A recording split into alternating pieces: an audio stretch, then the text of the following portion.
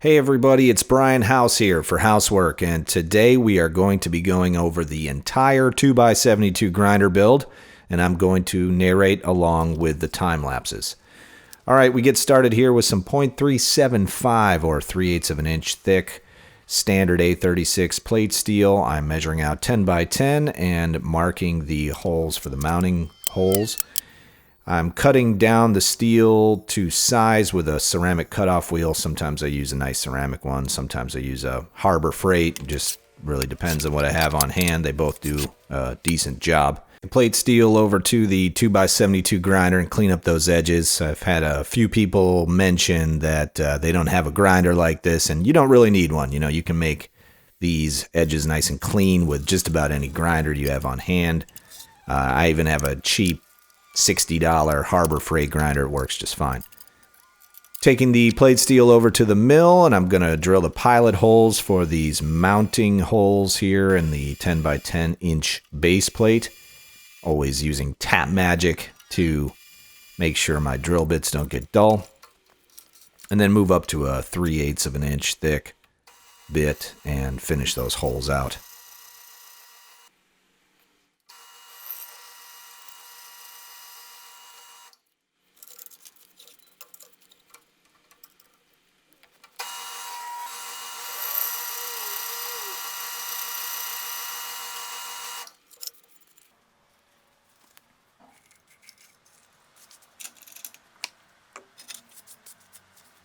Move on to the tube steel here. We need to make the risers that will hold the grinding head.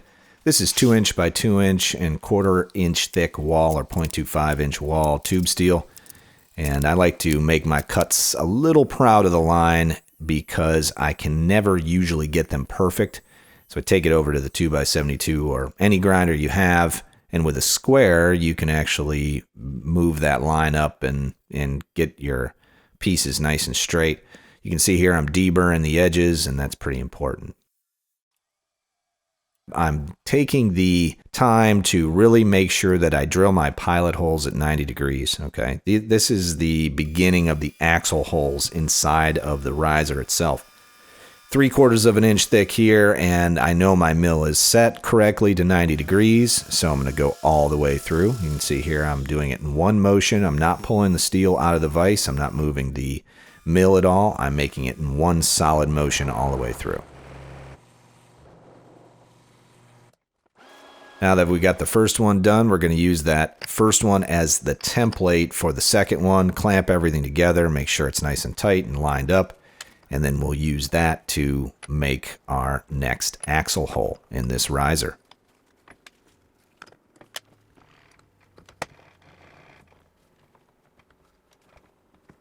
I'm really just going to start the hole and then pull that top one off and finish it off here. Remember, grab some tap magic. That's always a useful thing to have. Keeps your drill bits nice and sharp.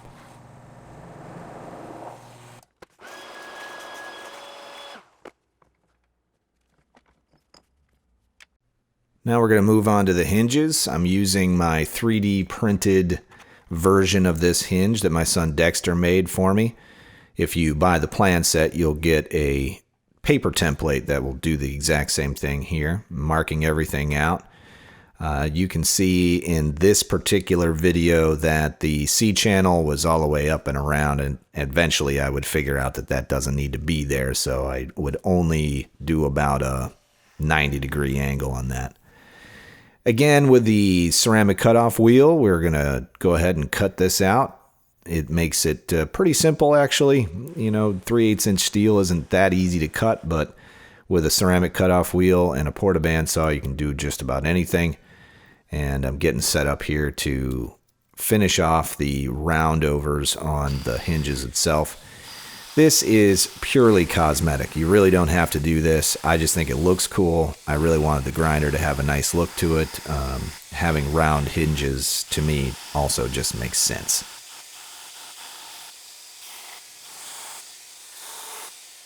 You can see here I'm ensuring that that flat is really flat.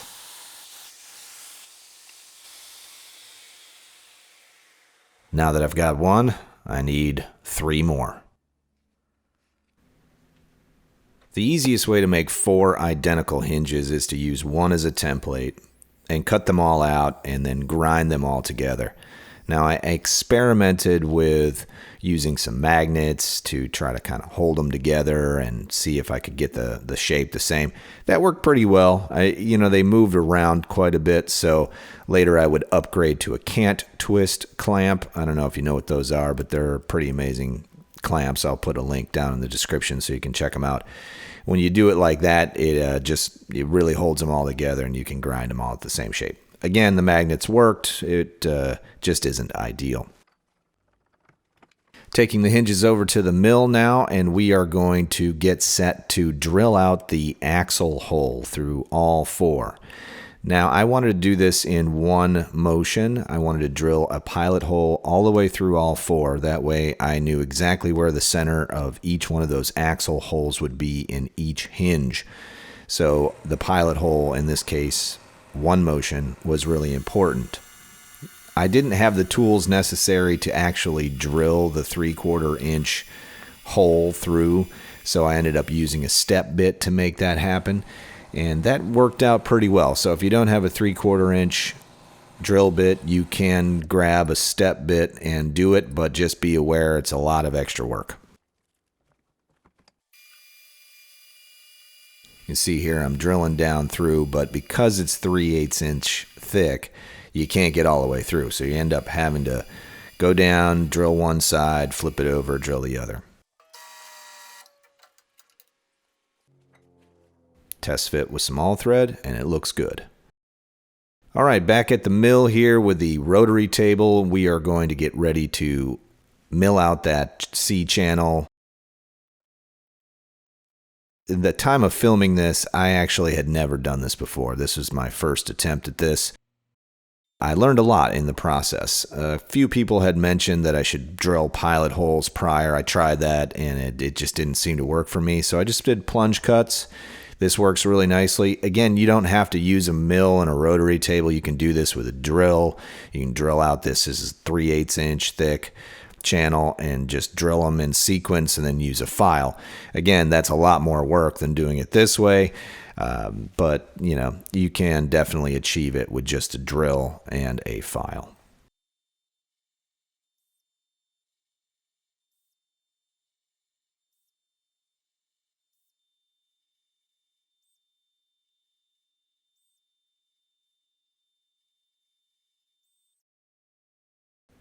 Now we're moving on to manufacturing the motor plate, and I'm using a Iron Horse 2-horse AC motor, and this is the easiest way I figured out how to make this, transfer the holes over to the steel, was to use a paper template. And your motor is going to vary, so when you purchase the plans or decide to make this, you're going to want to transfer your holes over using a paper template. So we're going back to the 3/8 inch plate. You can see here I've got the base plate already cut out and the hinges cut out, and I'm using the hinges to kind of make up some nice radius edges here. So when I do out the plate, if you buy the plans, you'll get exact dimensions on all of this, and you can transfer it right over to steel. Or if you have the luxury of having a CNC plasma cutter or laser cutter, water jet, whatever it is, you can pump the DXF files right into that machine and it will cut this out for you. Now, I don't have that, so I'm using an angle grinder and a cutoff wheel. It's not ideal, of course, but hey, it works.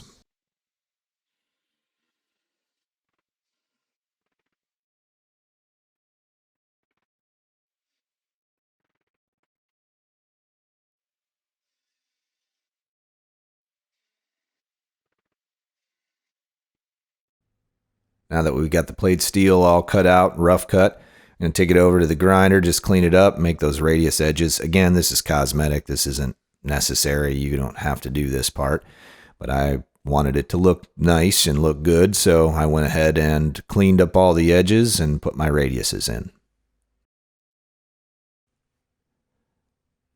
Now that we've got the motor plate all cut out, I'm going to lay out my paper template from my motor faceplate, and I'm going to get it all lined up. Now, A little bit of a warning here. No matter how many times I did this, I did it wrong the first time. So I'm going to give you just a piece of advice. Measure 9 times, cut once. And when you go to drill these holes, just drill one to start. You can kind of gauge where you're at with the motor if you've only got one hole drilled. In my case, I drilled 2 and they were both wrong. So if that gives you any indicator.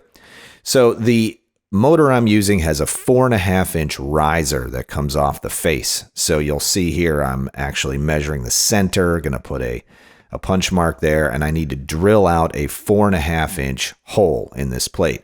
Normally that would be really difficult to do without a CNC machine, but with a carbide hole saw, you can actually make this happen really easily. And this one was cheap. It was $35 on Amazon, and it made the hole just right.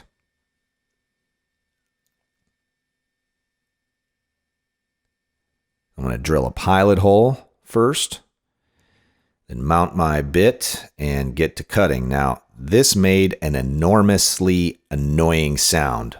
It was probably the worst sound I've ever heard in my entire life, but it did a great job cutting through it. I've never used a hole saw this big to cut through plate steel, and this thing just went through it like butter. A little bit of tap magic helps to make sure that the bit itself does not get dull. So grab yourself some tap magic. I've got links down in the description where you can find that and use that to cut these holes.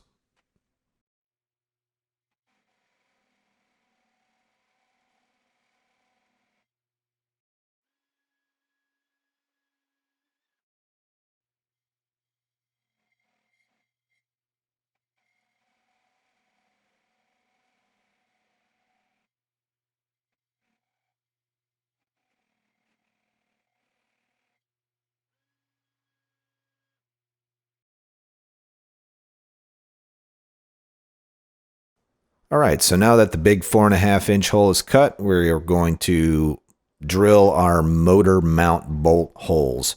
And there's 4 of these. And again, I can't stress enough to just measure 9 times, cut once, just drill 1 hole, double check it with your motor.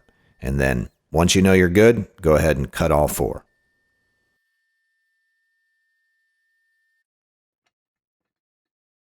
Now I'm going to place some plug holes here for plug welds.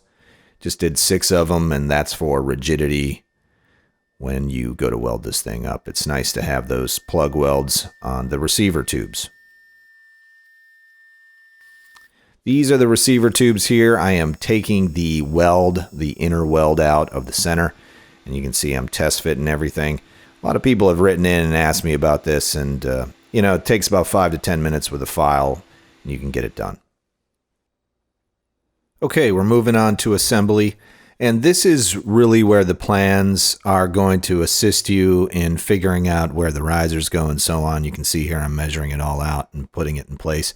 I did that because I really wanted it to be balanced.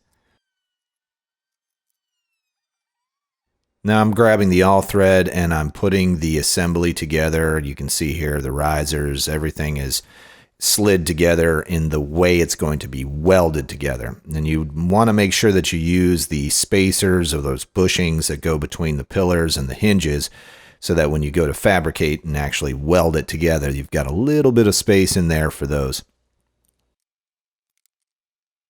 All right, so I'm grabbing the receiver tubes here, just lining everything up, making some marks because those are the first things we're going to actually weld together. Place them down on your welding table or whatever, clean them up really good with some acetone and clamp them down. Now, metal will warp when you heat it up, so you really want to make sure that everything is clamped in place.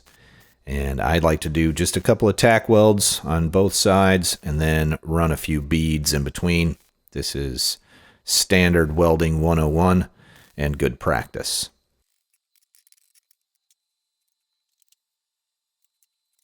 Now that we've got the receiver tubes welded together, we are going to start the process of putting the hinges and the risers and everything together so that we can weld the hinges to those receiver tubes. Remember, this is the heart of the grinder. We're starting from the inside and working our way out.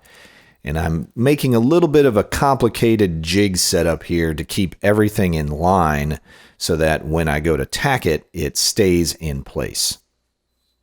All right, just a couple of tacks in each hinge to keep it all together, and we are going to move on to the motor plate. Want to make sure that everything is clean. Use some acetone. Make sure that that steel is nice and clean. Clean steel equates to a good, clean weld. You can see I've got everything propped up so that it will sit flat and makes it easy so I can weld it all together.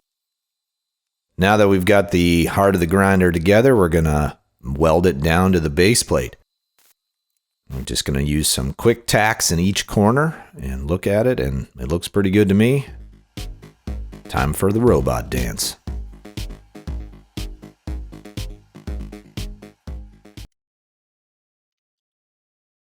All right, I'm going to do a test fit with the motor here. I just wanted to make sure that the motor mounted in there and was able to swing back and forth. And I wanted to feel how the balance of the entire machine was. And I am really impressed with the balance of this thing. It really does sit nice. It sits in both positions. It almost locks itself into place in both ways. So I'm super happy with that. This is my old PLATEN assembly. I'm just testing it out here to see how it all fits, and it fits nice.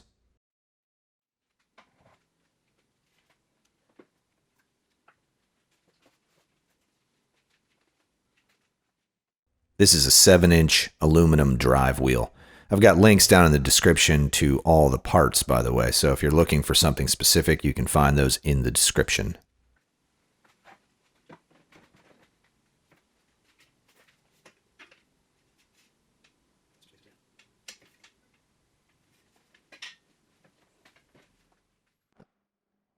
Going to finish up those plug welds that we put in earlier. Plug welds are pretty simple. You want them nice and hot, and you want to lay them kind of flat. So yeah, pretty simple process. Again, I'm test fitting the motor just to make sure everything looks good and that it's balanced. And you can see here, even without a PLATEN in it, it sits up straight. It doesn't fall backwards, even with that motor in place. Now we're moving on to the tracking pillar. The tracking pillar is an 8-inch piece of 2x2 tube steel, 1/4-inch wall. I'm measuring out where the notches are going to go and also where the fulcrum bolt hole will go in the very top. I drill that fulcrum bolt hole first because I don't want the steel to flex inward when I'm drilling through. You'll see I'm going to cut the notches for that fulcrum bolt. And that if you had those notches in there in the beginning before you drilled the hole, there's a possibility that that steel will flex. And you really want that hole to be perpendicular to the outer wall. I'm just cleaning up those cuts on the grinder, and you can see I actually have to squeeze those arms in a little bit because they did flex even after I cut them.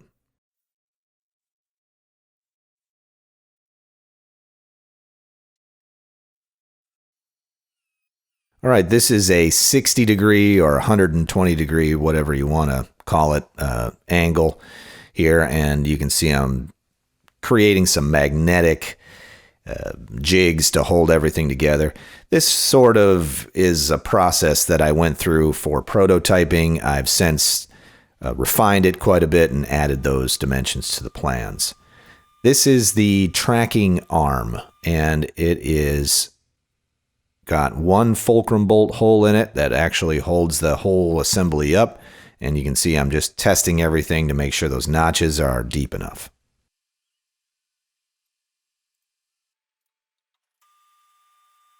I have to drill a couple of holes in the back of that tracking arm just for the extension springs. This is a small plate that is going to hold up the other side of the extension spring. You can see here I'm using these magnetic arms to hold things in place. Those are really handy, and you can get those on Amazon. There are links down in the description.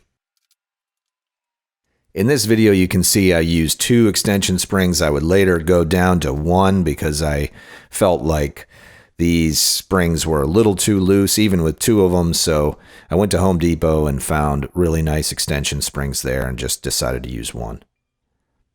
Now you can see I'm using a digital level. This is pretty important. You really want that tracking arm to sit properly, and by bolting it all together, I was able to find the right angle and tack it to the receiver tube.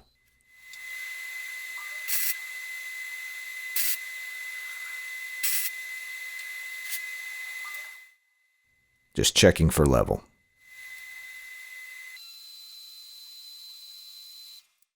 Now we're going to be positioning the tracking mechanism on the tracking arm there. This is a tracking mechanism I get on eBay. They are really easy to just buy and throw onto this grinder. Now you can do this any way you want, but that's the way I chose to do it.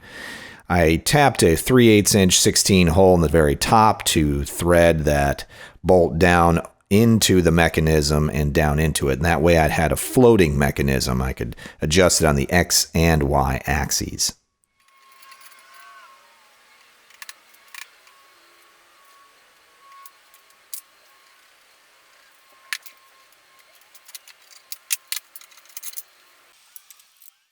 Now you can see I've added another hole in there, and that's threaded all the way through, and that's to adjust the Z-axis on the tracking mechanism.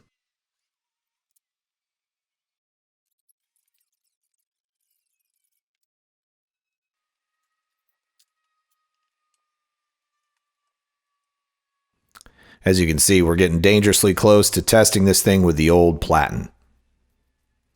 Throw a belt on there just to see if we've got good alignment.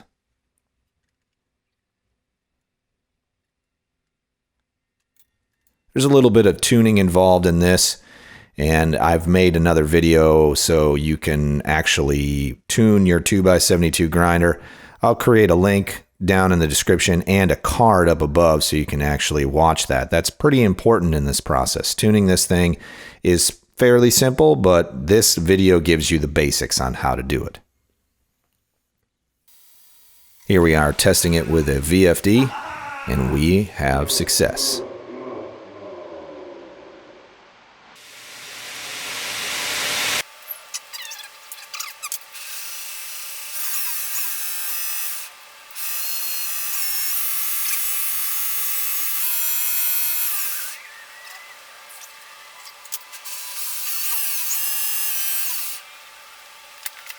Okay, so we're going to move on to building and assembling the PLATEN assembly. In the plan set, I include a true-to-size printable template that's half of the PLATEN. The reason it's only half is because it won't fit on an 8.5 by 11 sheet of paper, but you just flip it over and it's a mirror image, so you can create a perfect PLATEN. Again, we just cut it out with an angle grinder and a cutoff wheel.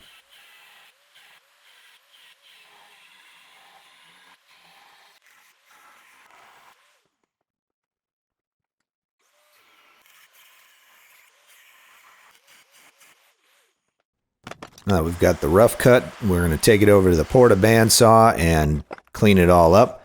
If you haven't watched that video on the swag off-road porta bandsaw table, that's a fun one. A really inexpensive Harbor Freight porta bandsaw, which was about $100 with a coupon, and a swag off-road table, and you've got a really powerful tool set. I've got links down in the description where you can check all of those tools out. Take it over to the grinder and clean up those edges.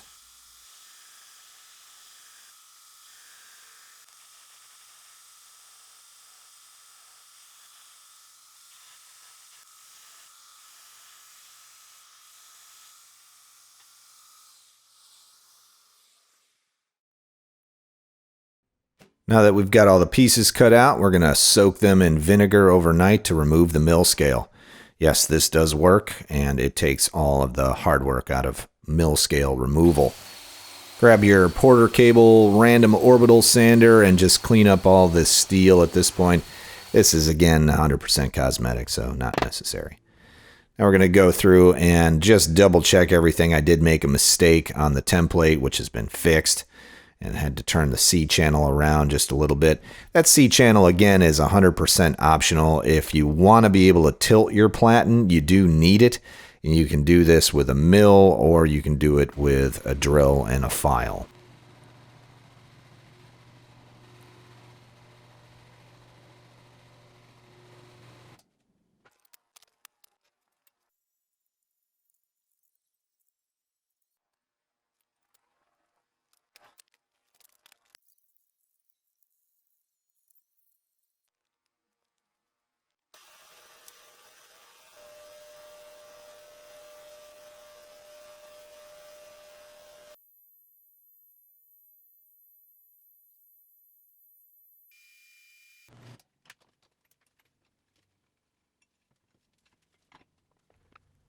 Okay, now it's time to cut the actual arm that's going to hold the platen up. This is 1.5 inch by 1.5 inch tube steel.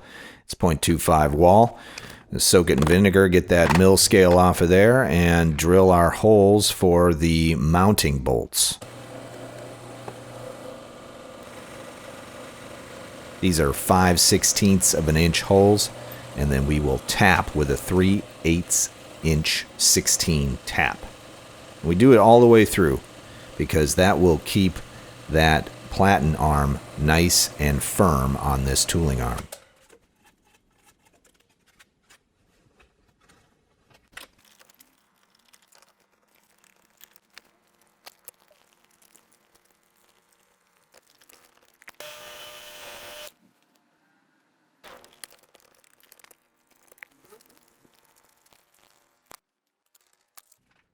Now we need to drill some holes for the platen wheels. These are going to be 1/2 inch holes eventually. This is a pilot hole. And people do this in different ways. My particular way of doing it is not the best or the only way, so you can do this however you'd like. I am thinking about changing this design slightly, maybe adding, instead of a 1/2 inch through hole, doing, say, a tapped hole there. Now I'm creating a spacer for between the tooling arm and the platen itself. And the reason I'm doing this is because the alignment just isn't quite right all the way from the drive wheel to the tracking wheel to the platen itself. So I needed to add a little bit of space. This is something that's going to probably vary from my grinder because your motor is a little bit different. So just keep that in mind. You're going to probably need to make a spacer.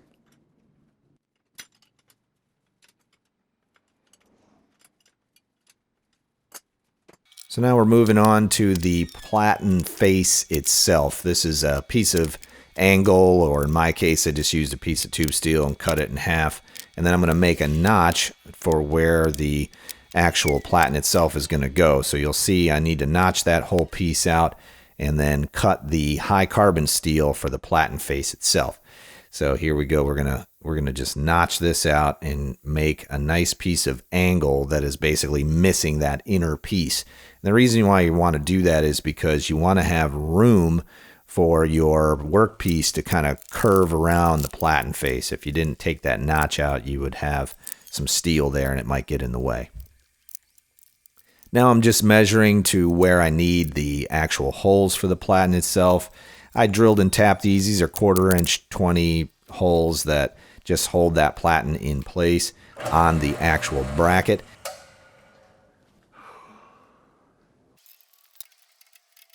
Now in the plan set, these bolts are listed as 1/4 20 and they're 1 inch long. And the reason why we did that is because everybody's platen face is going to be a little bit different. So this gives you a little bit extra, and you basically tap all the way through, put those bolts through, and then grind them down flat.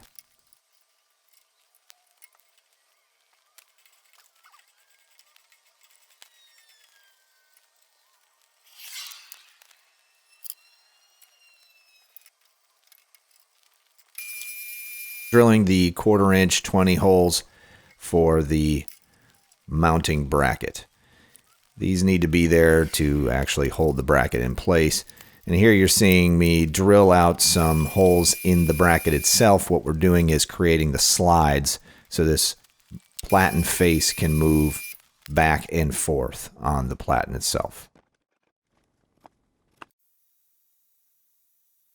Now we're just cutting those grooves in so we can actually articulate this thing. Now the fun part, we get to assemble it and give it a test run.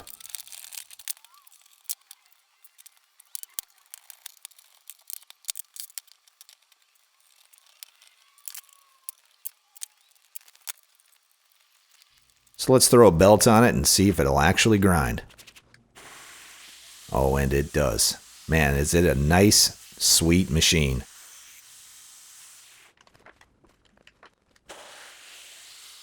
Got a little bit of an adjustment there that we need to make on that lower platen wheel. You can see it was a little cattywampus there, but not a big deal. We did make those adjustments later on and fix that.